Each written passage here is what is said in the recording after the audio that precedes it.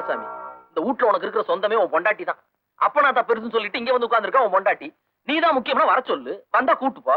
அதை விட்டுட்டு அவரு கூட சண்டை போட்டுக்கிட்டு இருக்கியா? கட்டின பொண்டாட்டியே கைக்குள்ள போட முடியல, இங்க வந்து கால் கால் கத்தி என்ன பிரயோசனம்? 4 பேர் வேடிக்கை பாக்குற கூத்தாடிதான். ஆனா என் மனசுல பட்டதை சொல்றேன், கல்யாணம்னு ஆயி போச்சுன்னா அப்ப நாத்தாலும் அப்புறம் தான். இது உங்களுக்கு புரியணும், அதுக்கும் புரியணும். இது புரியாம தான் அடிச்சுக்கிறீங்க. சுந்தரி, உன்னை தொட்டு தாலி கட்டின புருஷன் நான் கூப்பிடுறேன். நான் தான் முக்கியம்னா 3 இடத்துக்குள்ள நீ வீட்டை விட்டு வெளியே வரணும். இல்ல எனக்கும் நான் கட்ட அந்த 3 முடிச்சுக்கு எந்த விதமான சம்மந்தமும் இல்ல.